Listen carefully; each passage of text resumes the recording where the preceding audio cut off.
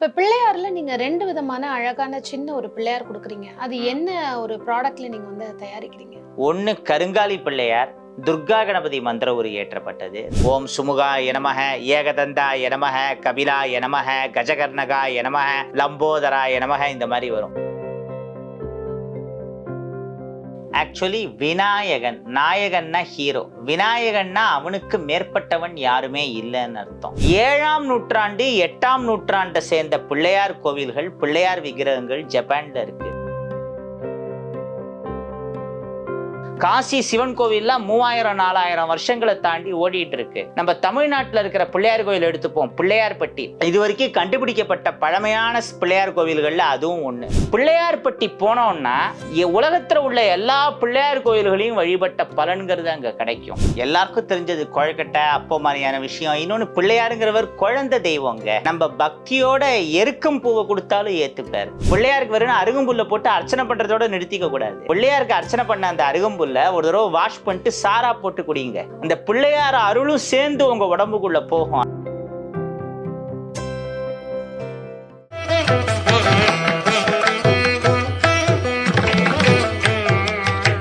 திருவருள் டிவி நேயர்களுக்கு வணக்கம். நம்ம இன்னைக்கு எங்க இருக்கோம் அப்படின்னு பாத்தீங்கன்னா, ஸ்ரீ யோகவர்தா ட்ரேடர்ஸ் உடைய சிஇஓ திரு ஹரிகேசநல்லூர் கிருஷ்ணபிரசாத் அவர்கள் கிட்ட தான் இணைஞ்சிருக்கோம். அவருடைய இல்லத்துல அவர் நிறைய டிவோஷனல் ப்ராடக்ட்ஸ் வந்து மக்களுக்காக முறையான பூஜைகள் செஞ்சு கிரமமா வந்து எல்லாருக்கும் அதை வந்து கொடுத்துட்டு வர்றாரு. இன்னைக்கும் அவர் வச்சிருக்கிற நிறைய ப்ராடக்ட்ஸை பத்தி தான் பேச போறோம். சார் வணக்கம். வணக்கம். யோகவராகா ட்ரேடர்ஸ் சார்பாக உங்கள் அனைவருக்கும் என்னுடைய அன்பார்ந்த வணக்கம். அந்த இறைவனுடைய திருவருளால உங்க எல்லாருக்கும் தேவையான திருவருள் கிடைக்கட்டும். அருமை. இப்போ வந்து ஃபர்ஸ்ட் விநாயகர்லேருந்து போயிடலாம். ஏன்னா நம்ம எந்த காரியம் செஞ்சாலும் விநாயகரை தான் வந்து முதல் முன் நிறுத்தி நம்ம ஒரு காரியத்தை ஆரம்பிக்கிறோம்.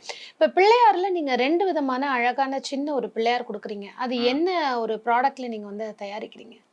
ஆக்சுவலி நம்மகிட்ட பல வகையான பிள்ளையார் இருக்க, ஆனா இப்போதைக்கு எல்லாருக்கும் அதிகம் கொடுக்கறதுனா அந்த 2 பிள்ளையார் தான். ஒன்று கருங்காலி பிள்ளையார் துர்கா கணபதி மந்திர உரு ஏற்றப்பட்டது. இந்த கோர்ட்டு கேஸ் பிரச்சனை, எதிரிங்க தொல்லை, இந்த மாதிரியான விஷயம்லாம் இந்த பிள்ளையார வழிபாடு பண்றது மூலமா சரியாகும். கருங்காலி பிள்ளையார். ஆமா, அதுவும் எப்படின்னா 1,20,000 மந்திரா ரெஜிஸ்ட்ரேஷன் எல்லாமே பண்றது. 10-12 பேர் குரூப் சாண்டிங்கா பண்ணுவாங்க. இந்த மந்திர ஒரு ப்ராசஸ் முடிஞ்சதுக்கு அப்புறமா ஹோமம். நம்ம ஒரு நாள் கணபதி ஹோமம் சங்கல்போன்னு கொடுத்தாலே 500 ருபீஸ் ஒரு ஃபேமிலிக்கு கொடுப்போம் பிள்ளையார் கோவிலில்.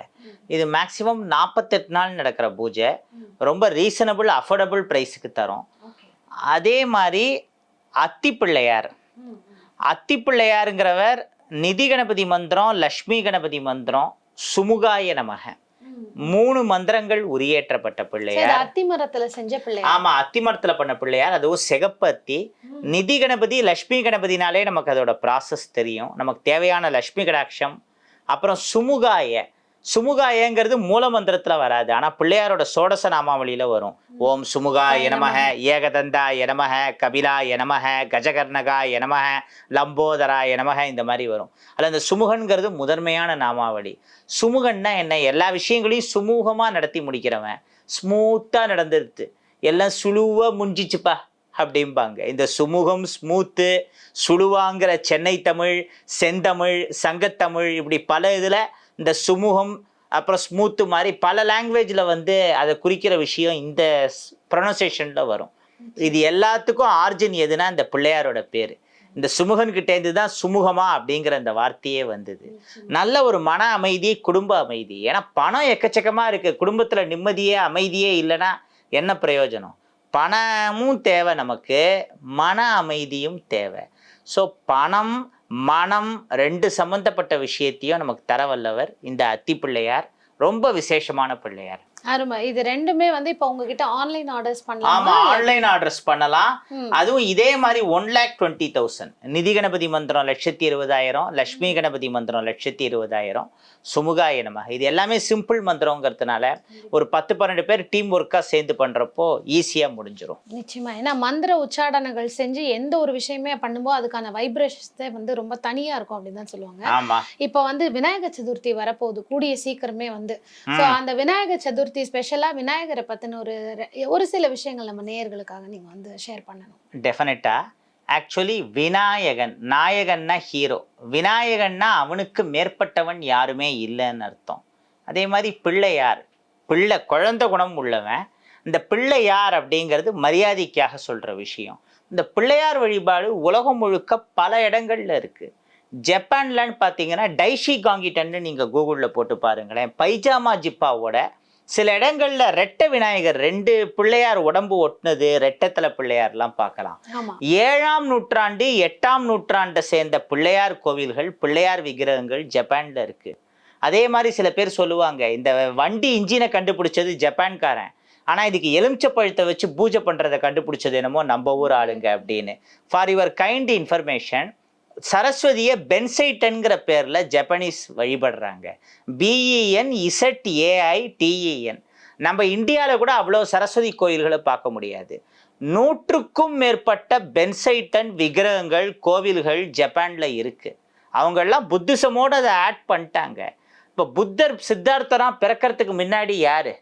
புத்தரோட அம்மா அப்பாலாம் இந்துக்கள் தான். புத்தர் அவதாரம் பண்றதுக்கு முன்னாடியே நேபாள் காட்மாண்டு சிவன் கோவில்லாம் இருந்திருக்கு. காசி சிவன் கோவில்லாம் 3000-4000 வருஷங்களை தாண்டி ஓடிட்டு இருக்கு. நம்ம தமிழ்நாட்டில் இருக்கிற பிள்ளையார் கோயில் எடுத்துப்போம், பிள்ளையார்பட்டி. இது வரைக்கும் கண்டுபிடிக்கப்பட்ட பழமையான பிள்ளையார் கோவில்கள்ல அதுவும் ஒன்று தமிழ்நாட்டில். 2500 ஆண்டுகளுக்கு முன்னாடி பரநேர் பாண்டியன்கிற சங்ககால பாண்டியன் மலை குகையை கொடைஞ்சி கட்டப்பட்ட பிள்ளையார் கோவில் அது. சில பேர் 1800-1900 இயர்ஸ் ஓல்டுன்னு சொல்றாங்க. பட் என்னன்னா பரநேர் பாண்டியனோட காலம் ஆக்சுவலி 2500 வருஷத்துக்கு முன்னாடி. அப்புறம் கடல் நுரையாலான பிள்ளையார் நம்ம வந்து கேள்விப்பட்டிருப்போம். இந்திரன் கையால பிரதிஷ்டை பண்ண பிள்ளையார், அதெல்லாம் மோர் தென் 3000 இயர்ஸ் ஓல்டு. வலஞ்சுழி விநாயகர், இந்த மாதிரி பிள்ளையார்லாம். அப்படி இருக்கிறப்போ புத்த மதம்ங்கிறது பின்னால வந்தது, அது ஒரு நல்ல ஃபிலாசபி. அதே மாதிரி சமண மதமும் ஒரு நல்ல ஃபிலாசபி. பட் என்னன்னா அந்த மாதிரியான தாட்ஸு, ஸ்கூல் ஆஃப் தாட்ஸு, அந்த மாதிரியான ரிலீஜியன்ஸ் எல்லாம் தோன்றதுக்கு முன்னாடியே இங்கே சைவம் இருக்கு, வைணவம் இருக்கு, கானாபத்தியம் இருக்கு, கௌமாரம் இருக்கு.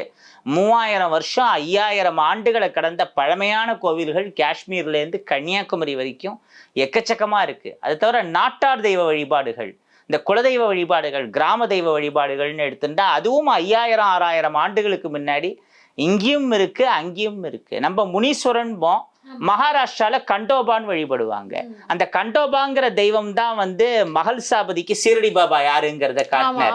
முறுக்கு மிசையோட இருப்பார் கண்டோபா. சீரடி பாபா லைஃப் ஹிஸ்டரி தெரிஞ்சவங்களுக்கு தெரியும். எதுக்கு சொல்ல வரேன்னா, இந்த வழிபாடுகள்லாம் பலகாலமா இங்க வந்து இருக்கு. அதுல இந்த பிள்ளையார் வழிபாடுங்கிறது ரொம்ப முக்கியமான விஷயம்.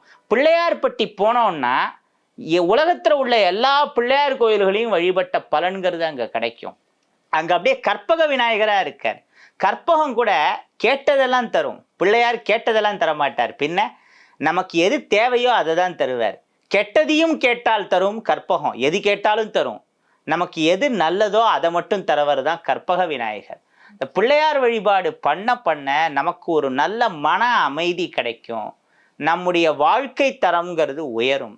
அதனால தான் பல ஸ்கூல் ஆஃப் தாட்ஸை சேர்ந்தவங்க, பல மதங்களை சேர்ந்தவங்க இந்த பிள்ளையார் வழிபாடை வெவ்வேறு வடிவங்கள்ல, வெவ்வேறு பெயர்கள்ல வழிபட்டு இருக்காங்க. பிள்ளையார் வழிபாடா இருக்கட்டும், அதே மாதிரி கருடன் வழிபாடுன்னு எடுத்துட்டா கூட சுபர்ணன்கிற பேர்ல பௌத்தர்கள், சமணர்கள்லாம் பண்ணிட்டு இருக்காங்க.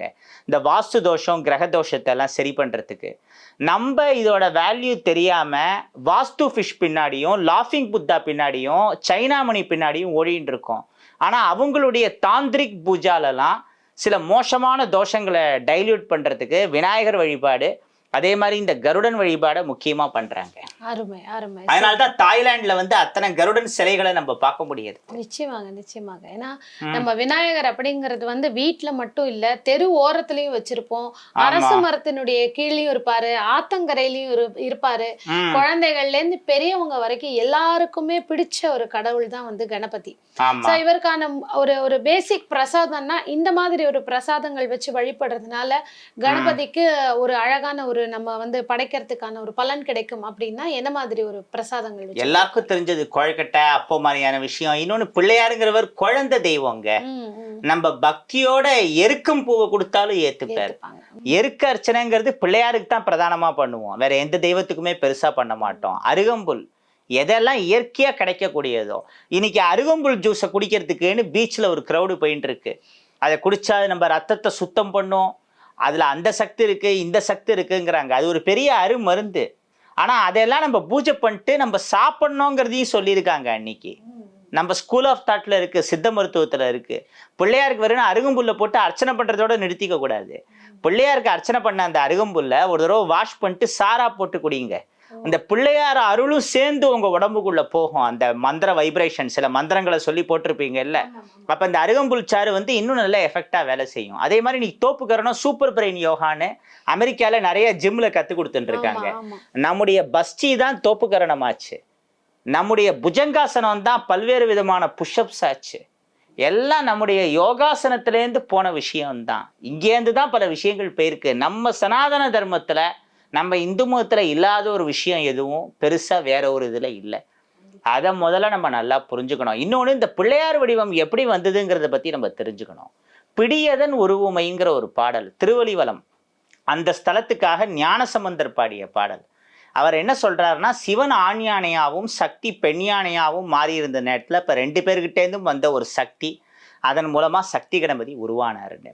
நம்ம லலிதா சஹஸ்ரநாமம் போனோம்னா, பண்டாசுரன்கிறவன் மன்மதனோட சாம்பல்லேருந்து வந்தவன். மன்மதனை சிவன் எரிக்கிறார், அப்புறம் மறுபடியும் மன்மதனுக்கு வடிவம் வருது. அந்த கதையெல்லாம் நமக்கு தெரியும். ஏன்னா அந்த சாம்பல்லேருந்து ஒரு கெட்ட சக்தி வருது, அவன் தான் பண்டாசுரன். பிரம்மாவை தவம் பண்ணி வரம் வாங்கி மற்ற அரக்கர்கள் மாதிரி நிறைய கெடுதல்கள் பண்றான். பெண்களை அவன் வீக்கர் சென்ஸா மற்ற அசுரர்கள் மாதிரியே நினைக்கிறான். அதனால பெண்களால் அழிவு வரக்கூடாதுன்னு கேட்கல.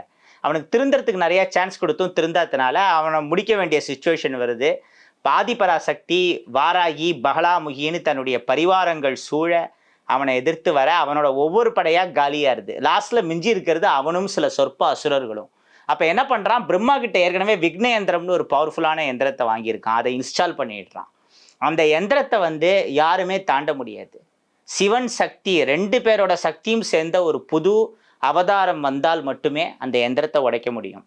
எப்படி சூரன், சிங்கமுகாசுரன், தாரகாசுரன்லாம் சிவனுக்கு சமமான இது கேட்டாங்க. அதனால இப்ப சிவனுக்கு மேற்பட்ட ஒரு புதுசா ஒரு அவதாரத்தை சிருஷ்டி பண்ணணும்.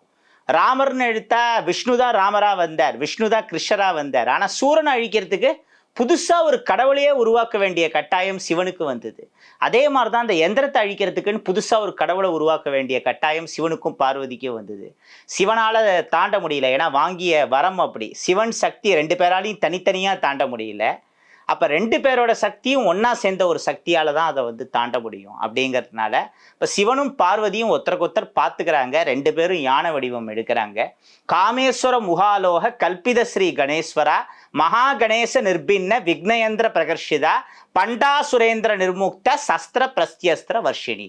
காமேஸ்வர முகாலோக கல்பித ஸ்ரீ கணேஸ்வரா, பிள்ளையாரோட உருவத்திலிருந்து கல்பித ஸ்ரீ கணேஸ்வரா, அந்த பிள்ளையாரோட உருவத்திலிருந்து பலவிதமான சக்திகள் வருது. அந்த பிள்ளையார் உருவம் எப்படி வருது, சிவனோட முகத்திலேருந்து பிள்ளையார் வரார்.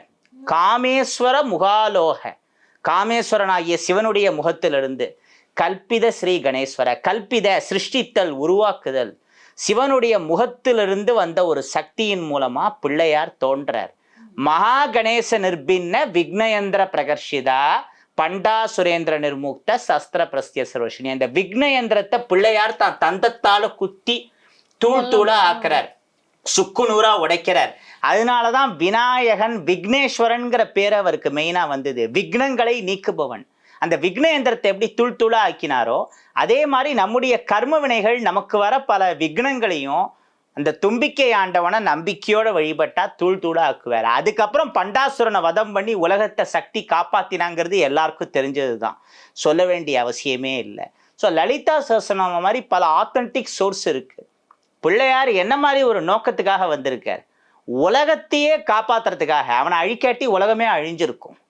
அப்ப அப்பேற்பட்ட ஒரு விஷயத்துக்கு பார்வதிக்கு சிவனுக்கே ஹெல்ப் பண்றதுக்காக வந்த அவதாரம். ஏதோ சில புராணங்கள்ல இருக்கக்கூடிய ஆதாரம் இல்லாத கட்டுக்கதைகளை வச்சு ஒரு அழுக்குருண்டை, தான் பையனே தெரியாம சிவன் சண்டை போட்டார், தலையை வெட்டினார், அப்புறம் ஒரு யானையோட தலையை வெட்டி உடம்புல, இதுக்கெல்லாம் ஆதாரமே இல்லை. ஆதிவிநாயகர் கோவில்னு ஒரு கோவில் கேள்விப்பட்டிருக்கேன். ஆனா அந்த கோவில் கட்டப்பட்டே ஒரு 100 வருஷம் தான் ஆயிருக்கு. 1000-2000 வருஷம் பழமையானதானா இல்லை.